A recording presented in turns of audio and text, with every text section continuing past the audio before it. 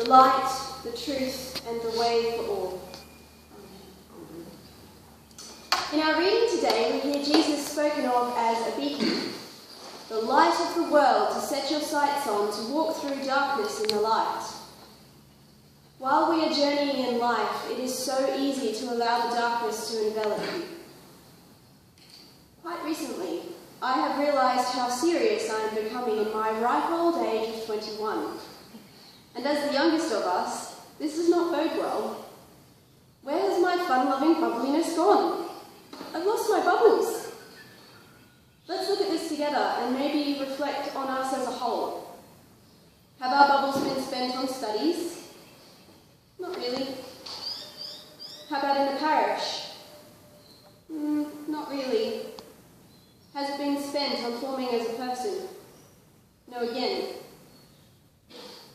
I think I might find where it is that it has gone if I look at the worries that are spent on tomorrow. Looking into the future and imagining it as it might be someday.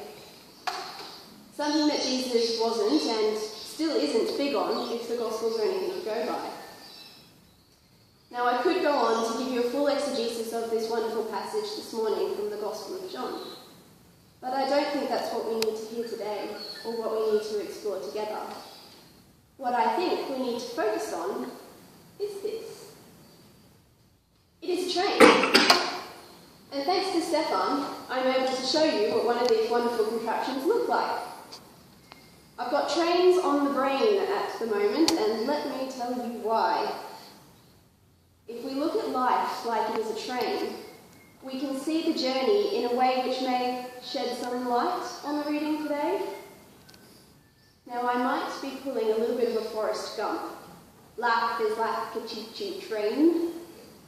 But we often like to think that we are driving our trains, we are the conductors, and look ahead at the tracks trying to anticipate the journey to come. It's natural for us as humans to do this and try and see as far ahead as possible and hold all of the information in our grasp. An example is a little application I like to make use of on my phone, which I actually used yesterday morning. Some of you may be familiar with it. The TransLink Journey Planner. Such a convenience for commuters to plan every step of their journey out. You can enter where you want to start from, where you're going to. You have the times of the next available service provided for you. There it is, choices. How long the journey will take, how many stops and changing trains, is it express? What platform to get on at, which connection you need to get, and how long it will take to go from platform 4 to platform 8. How much it will cost on your go-card, or if you decided to buy a paper ticket. There are clear rules why you're using the TransLink Journey Planner, and why you're using trains as a service. If only it were that simple for us, the passengers of life, to know all the variables that constitute our journeys. Last week, I was lucky enough to receive one of those blessed chain emails, which is supposed to be uplifting for the reader. But let me tell you, this gave me the shivers after only the night before I had had vivid and lengthy dreams about trains. Let me share it with you now. At birth, we boarded the train and met our parents, and we believed that they will always travel with us. However, at some station, our parents will step down from the train, leaving us on this journey alone. As time goes by, other people will board the train, and they will be significant. Siblings, friends, children, even the love of your life. Many will step down and leave a permanent vacuum.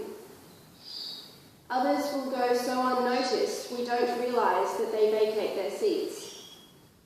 This train ride will be full of joy, sorrow, fantasies, expectations, hellos, goodbyes and farewells.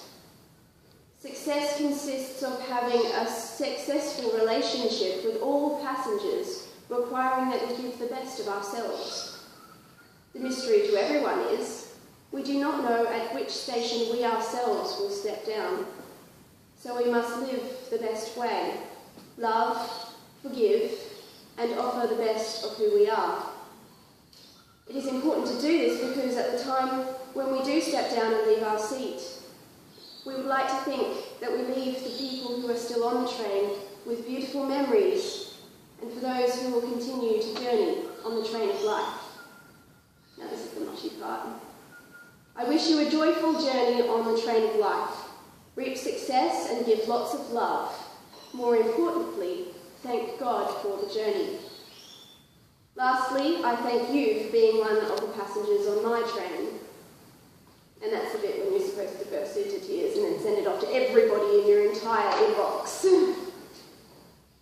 So if we look around at our carriage, at the people joining us for a portion of our journey, whether they usually go unnoticed and leave the train without us missing their presence, or if they are the life partners we have chosen to travel with, perhaps we can draw more on the message that Jesus has for us.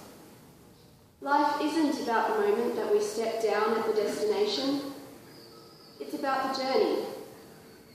And if it's about the journey, can we not make it more fulfilling for the others that we encounter? Can we not point out the amazing sights that we see out of the window of God's creation at 6:19 in the morning when you're coming up to formation intensive and there's the sunrise, and everyone else? Jamie, everyone else?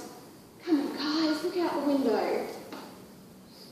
So if we're not doing that, if we're getting stuck in a future that may never eventuate, I think we may as well journey at the back of the train with our heads down, reading a book.